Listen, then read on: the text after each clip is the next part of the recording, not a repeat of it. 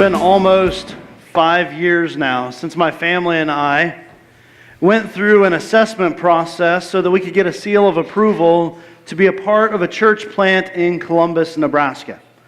And so this December, the end of December, beginning of January, we will have been in this community for 5 years. And over that time, we've seen the church grow and do tremendous things, from in-home Bible studies to meeting in the Columbus Housing Authority into their little events room, or moving into the school. And man, it was a crazy journey. It still is a crazy journey. To be able to come in and we're in the school for the very first time, and we're unboxing our lights and our sound equipment, and we're just now figuring out some of these things, and we're really trying to figure out how to use them. And as we're setting up chairs and we're getting ready for this big grand opening, this hard launch we call it in church planting, I know that every one of us had this thought in the back of our head. And the thought was this: what if no one shows up? Right? But in those moments, I just felt like God was giving me peace. And it was as though He was speaking to me and saying, I didn't ask you to be successful. I asked you to be faithful. And so we continued to press on. And we tripled from 1 week to the next week through the hard launch. And it's been a wild ride. And along this journey, some great things have happened. And I'm going to ask you in just a bit, and so I'm going to plant this seed in your head. What is your favorite memory of Connection? Some of you have been coming for quite some time. And so you have a lot of memories, and it's going to be tough. Some of you have only been coming a few short weeks. And so maybe this might be a little bit harder, but maybe, just maybe, God has put something on your heart and in your mind that says, this is why I keep coming back to Connection. Right? And it's all for God's glory. This isn't about us. This is about what God is doing through us and allowing us to be a part of. Because through this whole journey, God has been planting a church. And that's really kind of been an anchor. It was an anchor in the beginning, and it needs to continue to be an anchor now. Because when we started off, it's like, you get to, as the lead planter, name the church, develop its values, its mission, its drive. And it can be a little daunting, and maybe it sounds like an exciting thrill ride, like I can name it and I can do all this stuff and this is going to be great. But guess what? If everything fails, who feels the worst? Right? It's a lot of weight. But that weight kind of gets a little bit lighter when you think of things like this. When God says, I've called you to be faithful, not successful. And when you realize that you're just one campus of God's church spread throughout the world. And so His church is much bigger. And you don't have to build this from scratch. Matter of fact, you're not building it from scratch. I've already got a blueprint. I sent it to you. And so we developed these ideas. Connection Christian Church. Connection is nothing new. Right? We love God. We connect with God. We love God's people. We connect with them. Right? We need God's Word to be our guide through this journey. So obviously we would connect with that. We have this mission to connect the Columbus area to Jesus Christ. But guess what? Jesus said, after He resurrected from the dead, go into all the world and preach the good news. Guess where our world is? It's right here, Columbus area. And that's our challenge, our calling. And the other thing is to bring this faith to life. God's Word isn't meant to be kept in a book. It's an active, alive Word that's meant to be planted in our hearts and lived out through our lives. So it's nothing new, these elements that we've brought back together. But if you're trying to wrap this in a package, what was my best memory so far? Well, as you can imagine, for me, it's not an easy thing. There's lots of little things along the road. My family's faith has grown so much through this journey. I mean, why wouldn't it? You leave everything that's known to step into a world of unknown. Is anybody going to show up? What kind of building are we going to have? Am I going to have a paycheck? Who's going to do this with me? There's all sorts of question marks that come with it. But I think that I've seen it evidenced in every one of my family members, and I hope that you've seen God's faith evolve in you as well. And for me, it can be summarized in a statement that one of my children said, before we ever got into our house, let alone started Connection Christian Church. And the statement is this: God took care of everything else. He'll take care of this too. That's a powerful statement. And I want you to think about that for your life. Do you believe that God is taking care of everything else in your life and He'll take care of this next thing too? That's faith.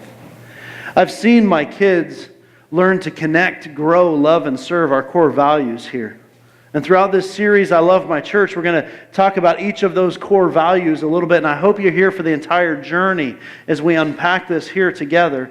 But to see them plug in the service, whether it's been in the children's ministry or in the audio-video area or in the youth ministry, or I have one of my kids in particular, but all of them at times, we used to wake up at like 6:30 in the morning to be ready to hop in the truck with me so that we could go get the trailer and go to the elementary school and set up stuff.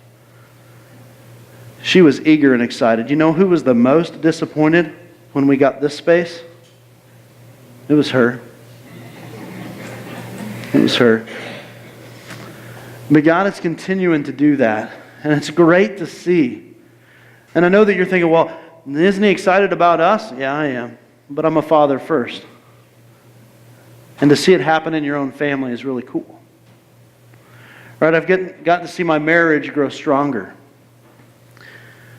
19 years of ministry, you can imagine, it's not just an uphill trajectory. Lots of ebbs and flows that happen in life. Right? There's been some stressful times and some joyous times, and those are great times. Right? But we came into this as one sinner married to another sinner, and that causes some issues. And now, in addition to the family stress, now we have workplace stress because I'm the lead pastor and my wife does the children's ministry. And so guess what? Family stuff spills over to work, and work stuff spills over to home, and we have to figure out how to balance these things. And through that, iron has sharpened iron, and we've grown stronger. We've worked through things. We've developed leadership abilities and greater levels of communication. And so those are all huge wins. And so I'll come back to you again and ask you, and maybe you've got a more simplistic answer. What is your favorite memory of Connection Christian Church? Now, I do have a microphone in my hand, and I am going to force you to use it, but I'm not going to force you to talk. But if anybody would like to share here this morning, just raise your hand and I'll come around with a microphone and you can share with everyone else your favorite memory. Setting up the chairs at Lost Creek every morning. Setting up the chairs every morning at Lost Creek. We can take them down every week if you still want a job, I guess. Anybody else? Favorite memory?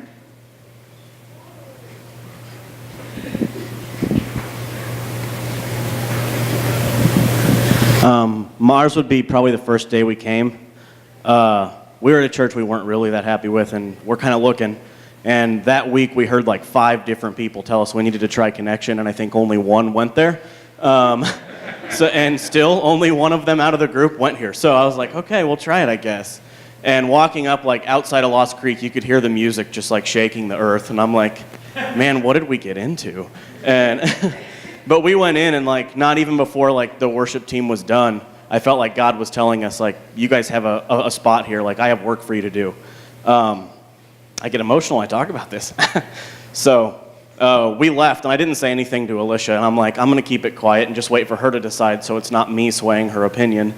And we left, and she goes, what'd you think of church? And I was like, I liked it, and left it at that. And she goes, I loved it. I felt like God was telling me I had help. I was supposed to help there. And I'm like, well, you know, I had the exact same feeling. And it was Father's Day, and we were at my parents', and all day, like every half hour, I swear, she was like, hey, come here. Did you really like that church? And I'm like, yeah, that's why I told you that like 30 times now. So it was one of those, like both of us were super excited that day. So that's probably our favorite memory. Awesome. Thanks for sharing.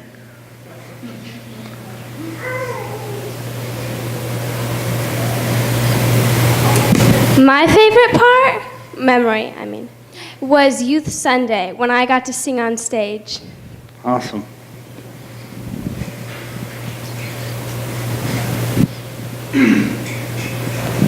We were also a part of another church, and when we came here to visit, really liked how you start with the children first. It was where we were at before, they didn't really have a children ministry. And so I think that's where you get people of faith. If you start young, you bring them up in the Lord's nurture. And I think that's a great ministry to have.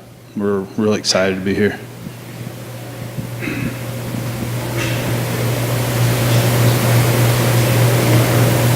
Anyone else? I would say my favorite memory would start with worship in the park when we showed up, because everyone remembered a conversation we had 6 months prior to even coming to Connection. We saw them out and about at Pawnee Park at the stadium, and they recalled a specific instance that was just probably a 2-minute conversation, but 6 months later, they remembered that conversation.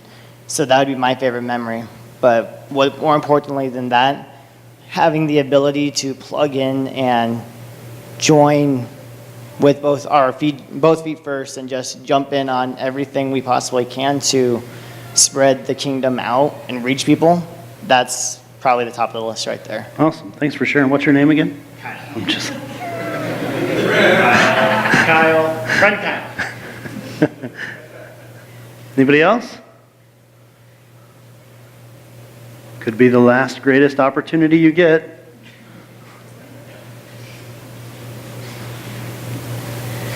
I've had less memories than a lot of people here, but the candlelight service really touched my heart. I have not had a Christmas service like that in I don't know how long, and it was just a very touching spiritual experience for all my kids to have their own candle, and it just really knit it all together really beautifully. Awesome.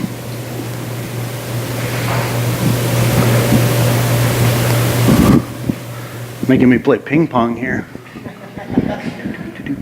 Do. I have many memories of coming here thus far, but I think the best was when I was down to Columbus Days, and I got to witness the madness of, the bouncy house line and stuff. And that, and the fact that the staff actually cares for you. It isn't phony. You're not really pressured into anything. It's if you feel that you're moved to do something, they're 100% behind you, and they'll guide you. Awesome. Controlled chaos. That's what we call the inflatable events. Anybody else? Awesome. And then I'll ask you another question, and I want you to be thinking on this, and I'll speak a little bit about my experience. I love my church because, and that's the theme of this series, I love my church. And again, I'll say it's not about Connection. And I don't want to make it about Connection. It's about God. It's always been about God, and it's about the Savior that He gives to us. And so any glory that we get here at Connection gets reflected right back to heaven, right back to God Himself. And so when I think about why I love the church, there's lots of different reasons. Many of them are sitting here. Right? But some of the things that I really appreciate and what really kind of makes my heart beat is that we are a church where everyone is welcome. Right? It doesn't matter what your background is. It doesn't matter what your ethnicity is, what your gender is, what your baggage is. Everybody's welcome. But it's also a church where truth is declared. Right? So regardless of where you've been, we always try to point you back to God's Word. And if we can focus on God's Word, guess what? We are a place where lives are changed. And we see that time and again. Not because of us, but because we love like Jesus and we share the Word of Jesus. That's my favorite part. Every week, favorite part. So, how about you? I love my church because.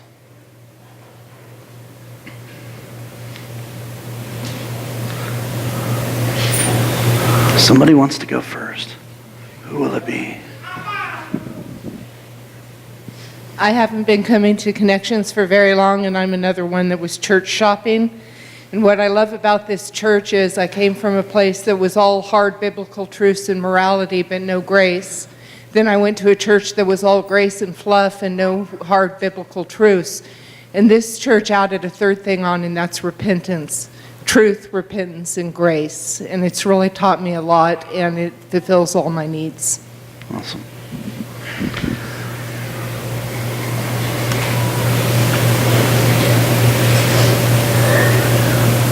I love my church because every week that we've came, it seems like issues that we've been dealing with, whether at work, at home, they get resolved by coming and listening to the pastor speak.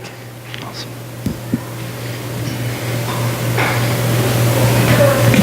I love this church because everyone's so loving and caring, and you just feel like part of the family. Awesome.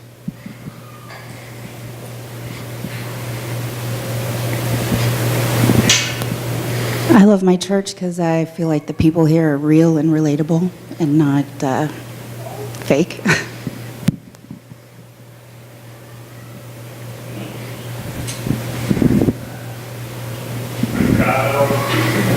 Friend Kyle here. I love my church because of the opportunity for the small group. Our small group, the Grow group that we have, has become closer than blood.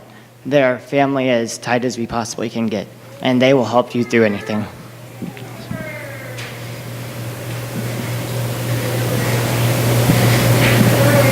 The reason why I love the church is what it's done for our family. First, to see my wife and my kids grow in their faith, and me, has just been astounding. And to be able to open up in ministry attempts from Saving Grace to my daughter being a youth leader, I just can't express enough how everybody's come together and really shared with us and been there for us, and that's why I love it.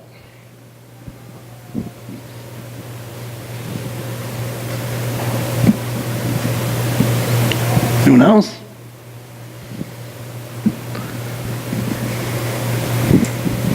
I love our church because you don't have to start pretty. You don't have to get plugged in or to start helping. You don't need to have it all together. You don't need to know everything about God. You just need to start and let Him do the work. Thank you.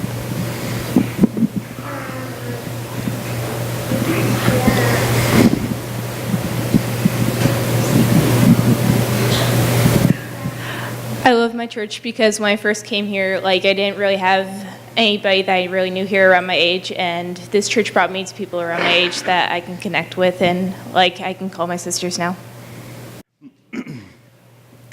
Really, when we talk about the church, it has everything to do with the people and absolutely nothing to do with what we do during this hour. This hour helps the people to grow. This helps the people to connect, helps us connect and help other people grow, helps us to grow in our love so that we can learn this unconditional love of God and to be able to share it with other people. When we roll up our sleeves and we get to work, whether it's serving here or in the community, it shines the light of Christ even brighter. But it's for the people and by the people. It's the people that make it happen. And you are the people. And that's exciting. Right? There's lots of reasons that we can love our church. And they all come back to God. I want to ask one more question. And that is, how did you hear about Connection? And I'm not going to go around with a microphone this time. I'm just going to ask for a show of hands. And if we missed anything, I want you to kind of be able to shout it out, okay? How many of you are here because you got a piece of mail from Connection? Anybody here because of a piece of mail that you got from Connection? Yep. How many of you are here because you saw a billboard? How many of you are here because you saw us at an inflatable event? How many of you are here because you did a web search? All right, what are some other ways? Facebook. That's a real deal. We connected over Facebook. Word of mouth from a friend. How many of you are here because of word of mouth from a friend? Look at the hands. Look around.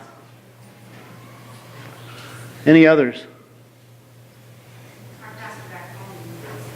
All right, a referral from another church. Anybody here by a referral from another church? Your sister church In Wayne, right?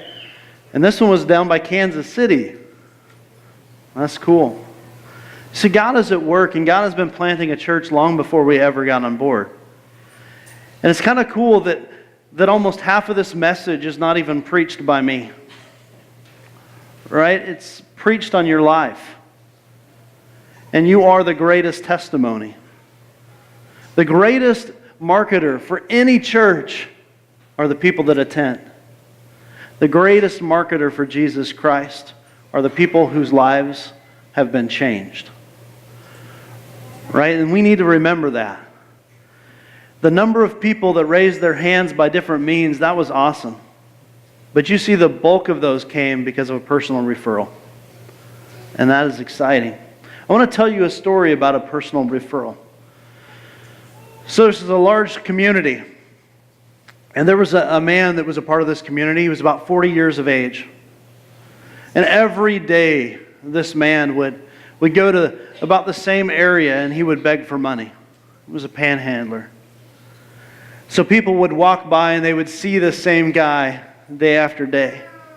And maybe the new people, they came in too, and as he's jingling his can and asking for a handout, just a little something to make it through the day, people are passing by one after another. Maybe you've seen this man. And everybody knows who he is, at least the ones that live there and the ones that frequent this area. If they saw him at Burger King, they would know that's the guy that's over there doing that. But one day, something different happened in his life. You see, as he was sitting there in his spot, holding up his can, something about his demeanor, his head is hung low, as though he's humiliated by where he is in life. Or maybe he feels everybody's look of disgust as they're looking about him.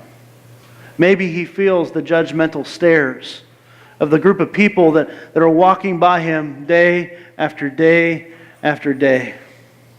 The two men walk in to the city and they see him.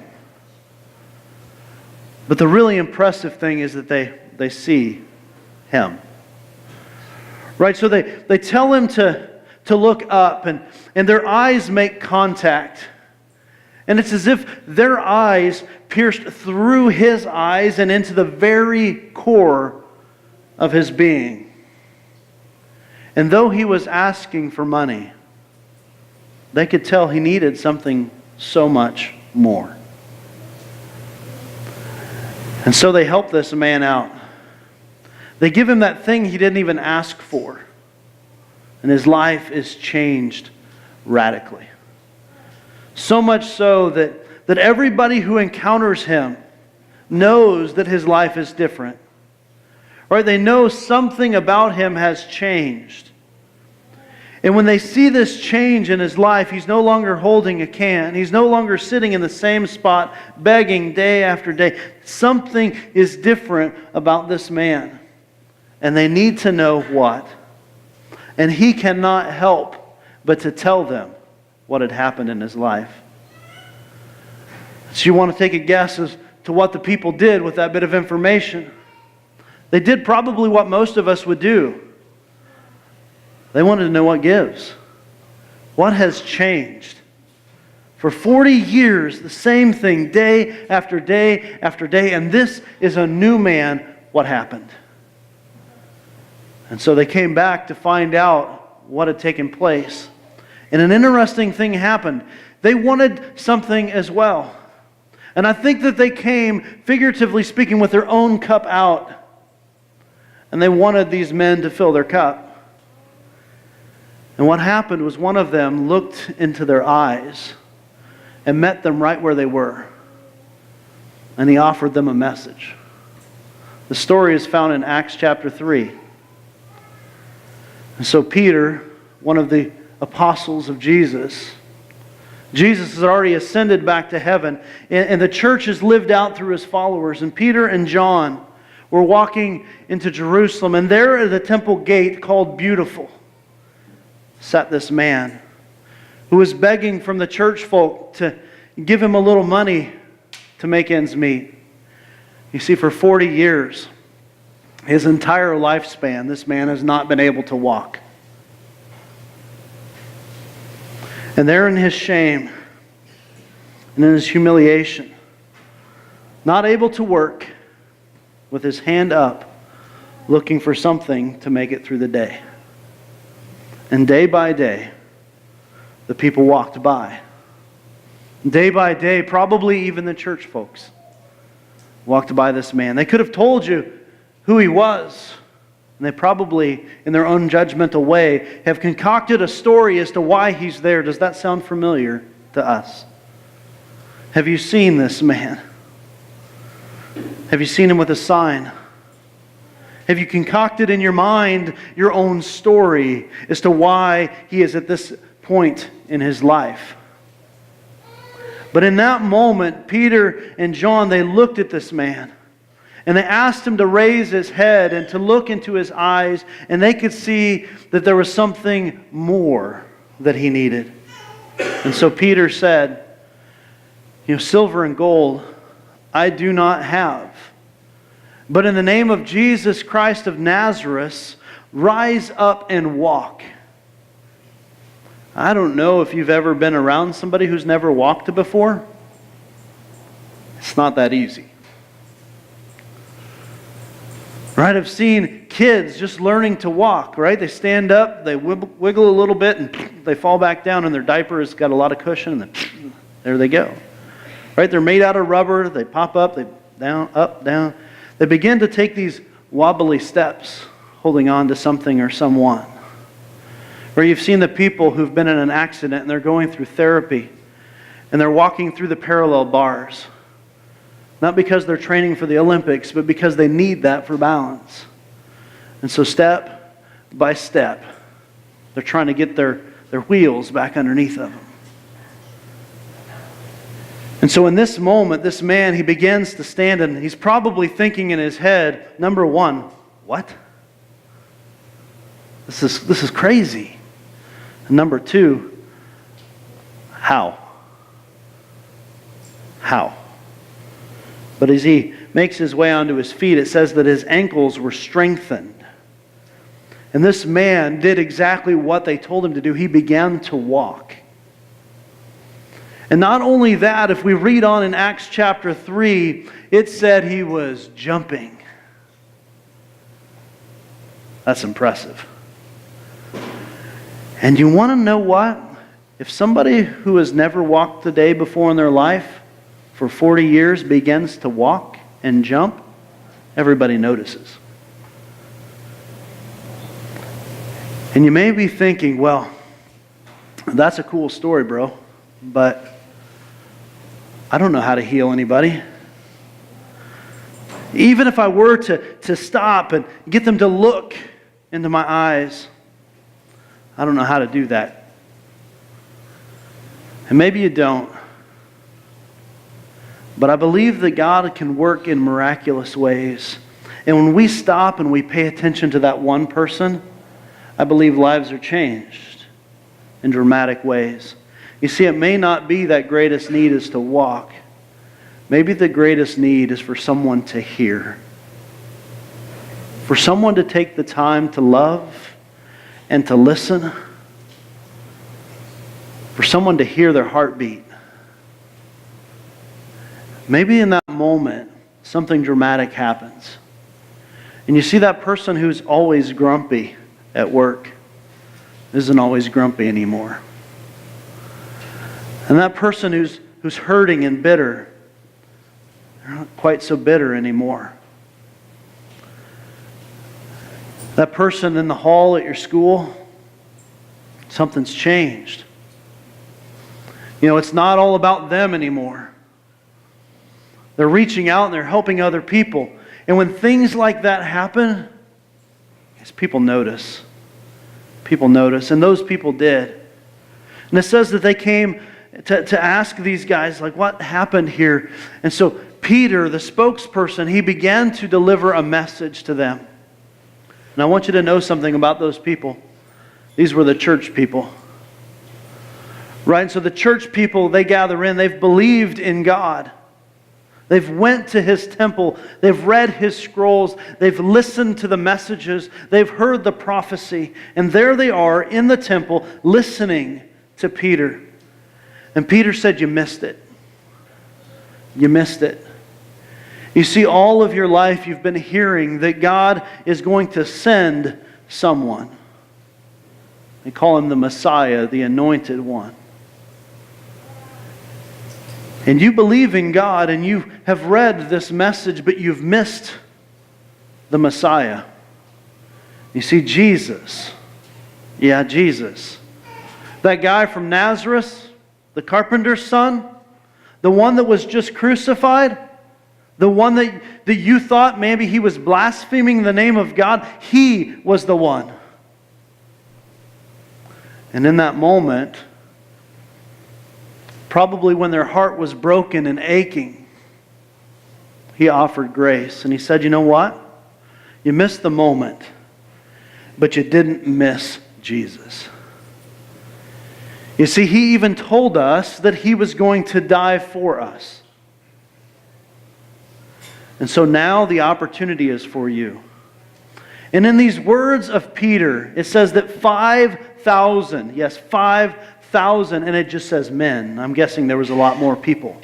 5,000 men came to Jesus that day. That's impressive. So through the one man, this lame beggar, who ran through the community telling them that things were different, that God is good, brought all of these other folks in to hear this message.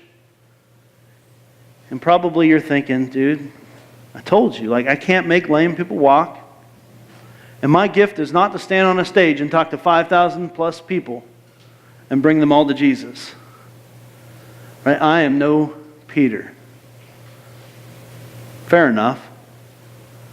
But you might be. If you trust God to use your story. You know who Peter was? Peter was a fisherman. What do you do? I'm willing to bet that God can use you. You know what? Peter didn't make it through this rabbinical school training. He was not a rabbi. He was just one of the guys that Jesus handpicked. He lived 3 years of his life with Jesus. Which maybe even begs a different question. Like, yeah, sure, if I actually had Jesus like tangibly here with me and I spent 3 years with Him, I bet I could do some crazy cool stuff. But that's not me. And I want to take you to John chapter 1. If you want to read along, you can. It's page 886 in the Bibles we provide, but I'm going to paraphrase a lot. And so in John chapter 1, we see this man. He's kind of a crazy, weird-looking dude. His name is John the Baptist. And John the Baptist is different than all the other guys. Something is, it's not just in the way that he dresses or the things that he eats. His message is different. Right? He's out in the desert by the river telling people to repent. Stop doing the wrong things. Get back on the right track. And he was baptizing people. He was submerging them below the water and raising them to life. And he was talking about some other guy. You see, in John's message, it wasn't about John. It was all about the one following John. And he says, you know, after me comes the one who was before me. Crazy concept there. And it says in the first part of this book that in the beginning was the Word, and the Word was with God, and the Word was God. He was with God in the beginning. Without Him, nothing was made that has been made. And so Jesus was actually there in Genesis 1 when things were created. When God said, we made man in our image. But now Jesus is coming, and John is pointing, and he sees Jesus. And he says these words, look, the Lamb of God who comes to take away the sin of the world. This was a reference to something in the Old Testament. You see, Jesus was fulfilling something that had been foreshadowed long before. Whenever the death angel would come, they would kill an unborn or an unblemished lamb, just a year old, for their sins, so that they themselves wouldn't die. That was celebrated first when they left slavery in Egypt and carried on every year. It's kind of like renewing your agreement with God year after year, and if you failed to renew, then you were guilty and you should die. But it tells us elsewhere that Jesus is the Lamb of God, and He was sacrificed not one time and need to be renewed each year, but once for all time. And so when John says, look, the Lamb of God, there's power in those words. Something that maybe we lose in our context today. And it's cool because John was never about John, he was always about Jesus. And the next day it says, Jesus came back out again. And again he says the same words. But this time he takes two of his guys and he says, you need to go follow this one. This is an important piece. He's taken some that belong to his group and unleashing them to follow a greater cause. One of those guys, his name was Andrew. Andrew was one of the disciples as well. Now, Andrew could have done a lot of stuff, right? He could have said, no, that's cool. I'm comfortable here. I just want to stay here. I just want to listen to you, John. Preach it, brother. I'm here. He could have said, oh, this is the guy you've been talking about? Got it. I'm going to follow him. Oh, Jesus, keep giving me more. Give me more. Give me more. Give me more. I want to soak it in. But I want you to see what Andrew did. This is important. What Andrew did is he went home and he told his brother. And he said, listen, the one that we've been reading about, the one that we've been looking for, he's here. He's here. You've got to come see this. You know who his brother was? It's a guy by the name of Peter. And maybe you don't have the powerful speaking voice and boldness of Peter. And maybe, just maybe, you will never make a lame person walk again. But I want to guarantee you this. We all have the ability to go find a brother and point them to Jesus. We all have the capacity to point others to Jesus. Something we've been weaving in with our messages here at Connection is this idea of one focus. That means who's that one person that God has placed on your heart? Who do you need to pray for? Who do you need to serve? Who do you need to love on? Who do you need to invite on the journey? Who is your one? And how can you focus in on them? You see, 4 years ago, roughly 20 people, a lot of kids, set out to start this thing we call Connection Christian Church. And in one Sunday, numbers were tripled. Today we average roughly 120 people on any given Sunday. And that's exciting. But I don't want you to miss this. If God can do that with 20, what do you think He can do with 120? What do you think God can do with 120? You see, for that to happen, we have to engage into His ministry. We have to be willing to connect other people to Jesus. See, it's great if somebody just stumbles in. It's great if somebody finds a website, if they see a billboard, if they get a piece of mail. But the most effective thing that they're going to find is somebody whose life has been changed and can't help but glorify God and point others to Jesus. Is that you? I hope that it is. And I hope that maybe that's a next step that we can all take together. But there's some other important next steps. You see, before we had enough kids in the kids ministry, we needed somebody to run the kids ministry. Before we had enough people to listen to a message, we had somebody giving a message. Right? Before we had enough people to run the inflatables, we bought inflatables and ran inflatables. There's a lot of things that we did by faith to get where we are today. And so some of us today need to find a place to plug in. because there are people coming to Connection that need to know the love of Jesus.